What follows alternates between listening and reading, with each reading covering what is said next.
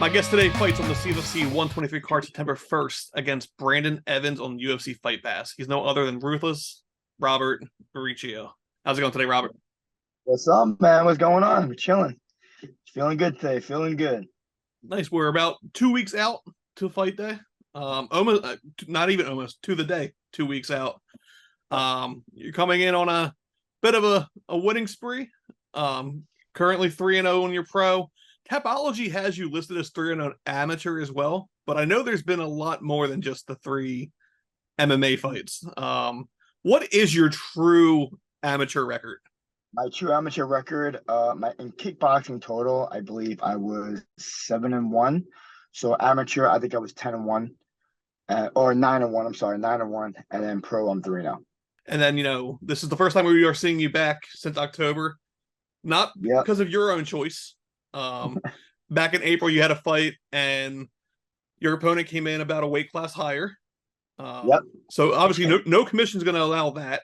Was there any talks to make that a catch weight just to get you a fight on that card, or was it like So you did your job and so on? what happened was I was in the midst of cutting weight, and I was in I hit 157. I'm in my last bath. I'm like 10 minutes in the bath. I'm about to get out, and I get a call from my manager from first round, my friend, my manager Maurice, and then I got a call right after from this guy Eric Pena, who I worked with, previously, and he goes, "Yeah, your opponent was missing weight by like 12 pounds." I'm like, 12 pounds. I'm like, okay. So we get out immediately, and I already made the weight at 156 at that point. So I'm like, all right, fuck it. I'll just weigh in, see what happens. If it's close, we'll fight. But it was right at the cusp where the commission would allow it, but my coach said no because it was like such a huge disparity. It was like I think it was like 11.8 or 10.8 pounds. It was crazy, and he found it just an unfair advantage. But I think Emiliano now is moving up to 170, which is probably a smarter idea. So hopefully, I wish him well. I know it will because I know how the fight game is. It sucks. You And I want to do something, you don't know how your body can do it. So and I interviewed him before that one, and I know he was actually water loading like earlier than most people would just to try to get it because you've seen him. His frame's huge. mhm. So when I saw that, I kind of reached out to him. I was like, what the hell happened? And he kind of explained there was some small things that happened, and it came in what it came in as. Then I did hear your name passed around for June. I don't know if that was ever signed. I don't want to say who the opponent was, but what happened to June? So basically I've been in fight camp for a whole year, man. I've been fighting and then not fighting, fighting, not fighting. So for June I was on the card for a little bit. I didn't sign anything yet, but I was in the midst of getting a fight for it. And then I was hospitalized at MRSA. And I was like, I can't get the break.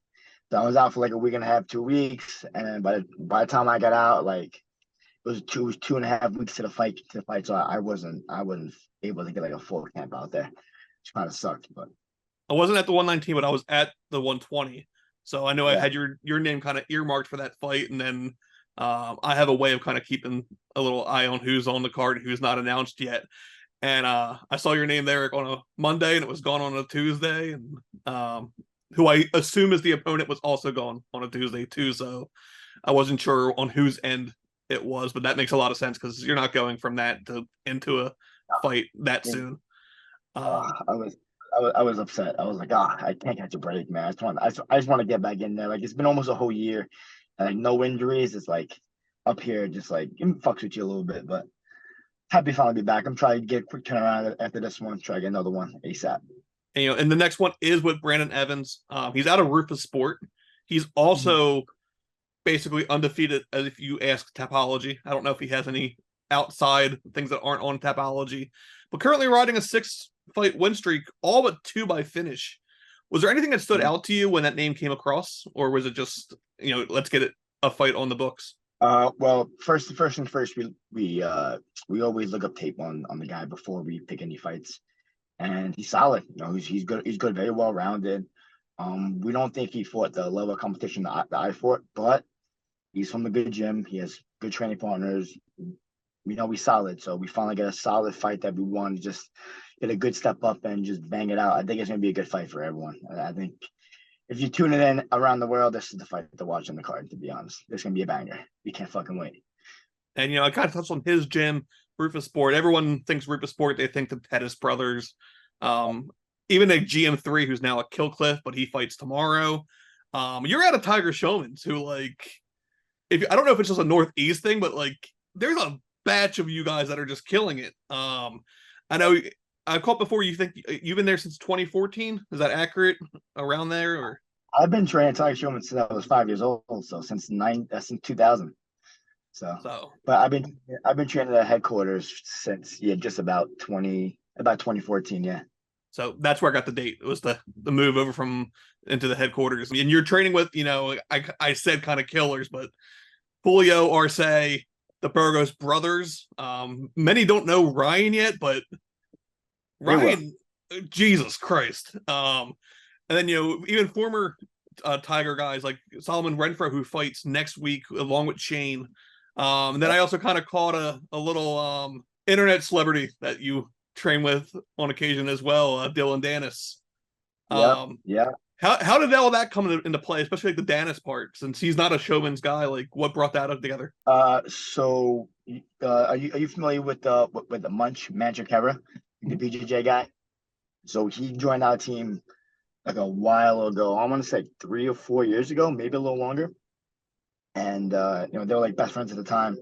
And he came in, and then we all started training together, and then we started hanging out after, and now we're all good friends, all boys. Now we all train together, so we have a really, really good gym over there. So a lot of people from around the world come in to train. So a very, very good gym. So like I mentioned, Kerry came in and he showed us basically brought Dillon Danis in, brought a bunch of his guys, and now he's training over at Culture, and he brings the Culture guys over. Speaking of Munch too, I think is he still fighting September 2nd? Yeah.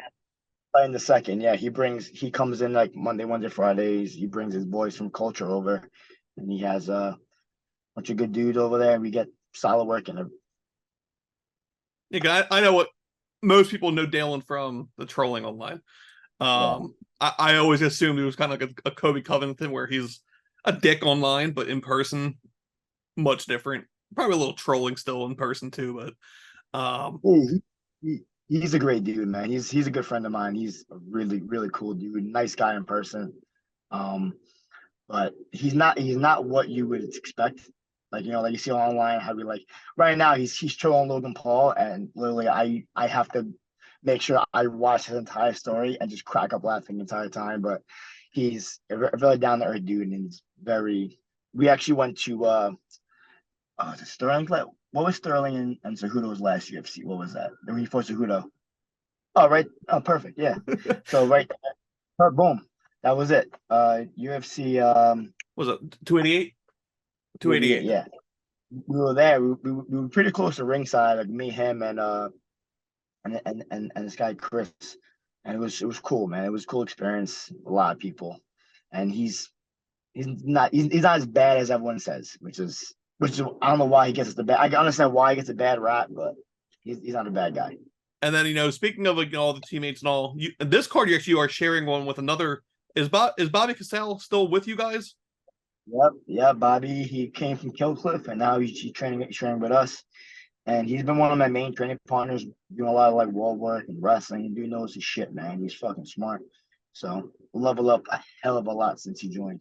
And how's it been, especially not only having everyone, not even everyone, but most people in a camp right now, because you have Shane going. I think Ryan's getting back from what I've been able to snoop online at least. But you have, Bobby fighting next to you on the same card. How has the team going to war training been so far? Energy is crazy. It's different. When you have one person fighting, it's one person's pumped up and everyone's kind of doing their thing. But we have 4, 5, 6 people fighting at one time. We have amateurs fighting. We have the top pros fighting, and it's it just brings your energy in the room up. So even people who aren't fighting, they're training like they're in the fight, and it just it feels intense in there, and it feels fucking awesome. It makes everyone so much better. You love it. I love it. And going through in my research, I get to spend the time of not only watching your fights. Thank you for not having a 20 fight record yet. So it was great to watch, the ones that were available, but also your interviews. And you did mention before, like your whole goal, probably a little delayed now with the move from October till now, but you want to get on a contender series and then obviously fight for the shot in UFC. But now seeing people like Shane and even Solomon in the PFL, are you still like focusing on just the UFC, or has that expansion has now moved? I mean, that's the main goal. Like if I get offer like a one fight here or there, I'll do it. But the main goal is to make it to UFC because I want to make a name. I want to know who I am first, and then like if I want to branch out to other organizations, I will. But UFC is the main goal. Like I want to put like Staten Island on the map.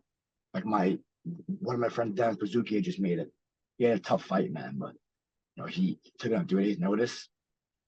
But I want both of us to be up there, really putting Staten Island on the map and showing us that showing New York City that Staten Island isn't the crappiest borough. You know what I'm saying? Yeah, I So, mean, and Dennis, what a stud is probably the oh way my to word God, it. bro. His last CFFC fight, I even ran into, Frivola and all, and I was like, why is he on this card? And that was like the mutual answer from a question from everyone. Like, why is he still there? And it kind of sucks that like I mean, people seen him on a contender series, but that was a lot of like the first mainstream viewing of him. Yep. Not firing what Dennis can fire. But that's he's obviously one of them. I think you even have another one in your gym, kind of cross training now too, with like Wilson. Yep. I'm going to Yep. butcher his last name, so it's right there. Um, I've been training him for I want to say years, and I still can't say his last name, so don't worry. But so yeah, Wilson's fucking awesome, dude. His wrestling is striking. He's evolving, and he'll be in the UFC very soon. If you want, if that's his plan, which I think it is. I know his manager, his newer manager, is now really, really pushing for that because, Yes. I mean, what you get Dennis and he get him, that's two Albanians right off the bat. And those dudes, man, like I got like a lot of like in my own school, like where I teach, like I got a lot of Albanians that every time like one of them like go to a tournament, there's like 25, 40, 60 people just coming for like a little low level tournament. So imagine for like a pro level fight, those dudes are flying in from Montenegro, Albania, wherever they're from, that to watch him wherever he's gonna be. So a lot Yeah, of good support here. those guys are very supportive of their nation. Oh But yeah. outside of that, Oh yeah. at Tiger, I know you're under Sensei Denley. I'm gonna butcher it, Delaney. Delaney. Delaney. And then you also, I'm assuming, as far as like fights go, you're under Danny as well, right? Yep, I'm under the Shion Showman, Daniel Showman, and Ron Showman as well. Yeah, they're like the leaders of the fight team, and then Coach Ray Velez, who's the boxing coach. Okay. Yeah, that's I think the one name I don't know. I've seen him every time one of Yeah, you guys fight, yep. but I had the privilege of watching fights I think last December next to Danny, Mhm. and it's one thing to watch him cage side, but like even when he's not coaching, the man can't stop coaching, and Oh yeah, it yeah. was like entertaining. That's why I'm even more excited that there's more than one of you guys coming for this card because Mhm. of the fact that like that means he's going to be in the zone the entire night. Yeah. It's not just like enjoy you guys and then go to the next one.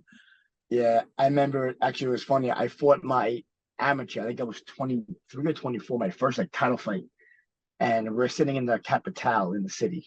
I forgot what street it was, but he was in my corner. He was sitting at like ringside, and my brother's in my corner with Delaney, and they're coaching me, and all I heard was Daniel Showman, Shion Showman. He was yelling 2-3. I looked down, I'm like, all right, boom, 2-3, and I dropped the dude, and I was like, you're right, thank you. It was perfect, like That's money in the exactly how bank. it was in December last year too. Yeah. There was a guy I guess who was with you guys originally and is no longer at the gym, but he was there from like the start of his career, and he tried even getting to the corner and they wouldn't let him. So the entire opposite side of the cage, he still made sure Yeah, he. still. Oh yeah, oh yeah, But oh yeah. outside of that, you're coaching, you're training yourself, you're 2 weeks out. How's your day to day going currently? Like, I know it's Oh, you're winding down and getting ready to do the fun yeah. weight cut and all that. How's everything on your side? I feel awesome, man. Everything's really trickling into place. Starting next week, we're gonna keep like the conditioning a little lower. My last lift's gonna be on Tuesday, and I feel fucking awesome. This is the best I felt. This is the strongest I felt. I put on some muscle between last fight camp and this camp, so I'm going in there ready to put on a damn show, and I cannot wait. Can't wait. And then, obviously the most stereotypical question, how do you see it happening? Obviously, you're going to be on for the win, but Mhm. how do you see the win coming? I'm gonna finish. I'm gonna say third round finish this time because I know it's gonna be a banger.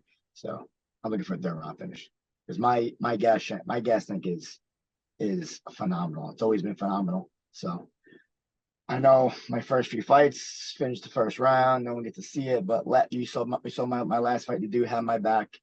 Whole first round, so confident, so calm, going in there. 3 rounds ready to bang. Third round looking for a nice little KO finish. And outside of that, you mentioned you were was it front round, first round? I always mess up their name. Yeah, They hate first me. round. They hate Yeah, me for yeah. messing up all the time. I know it. I always go like front row, first round, and yeah, there's definitely a reason why Malik and all the brothers don't like me. But outside of that, I'm gonna pass the mic to you. Sponsors, your team. Feel free to shout everyone out. Go ahead.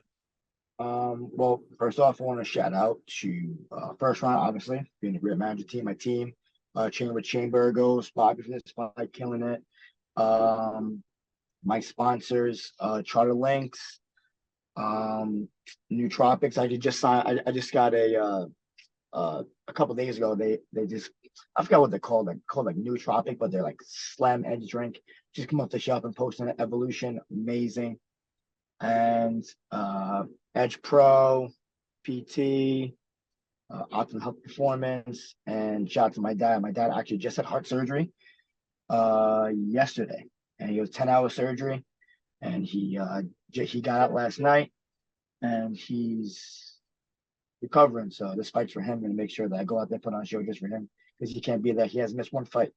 He actually flew out to Florida with me, but he's gonna miss this one, so he's gonna watch the UFC Fight Pass. So And my dad went through similar, so I know how yesterday felt for you. yeah, You don't know anything until the doctor says yeah, it went good. And even yeah, then, it's not anything until you talk to him. exactly. But yeah, there's definitely that little extra motivation Yep. that you may have not needed, but it's there now. So now you got to really feel bad now for Brandon. Oh yeah. My dad kept telling me every time I went to visit him in the hospital, he was like, "I'm coming to your fight." I'm like, "No, you're not. You're in the hospital. You can't come. Can't make it. Don't worry. I'm gonna do it for you, and I'm coming right over to see you the minute the fight's over. So don't worry." So got a little extra motivation. I'm gonna go out there. I haven't talked to him yet. I haven't been able to. He wasn't able to talk yesterday, but I'm gonna make sure I show out just for him. So Awesome, and that's 2 weeks UFC Fight Pass. I'm gonna just assume you're on the main card. I don't see how they put you on the prelims at this point. Especially looking at, not to shoot anyone else down, but the names, you're definitely a main card for this one. So UFC Fight Pass, tune in. Who doesn't have Fight Pass now? It's like $10. that's what I'm saying. Yeah. But the whole card, this whole card is amazing. So Yeah. tune in. Best of skill. We'll see how it goes, and I'll see you in person. All right. Sir, can't Thanks. fucking wait.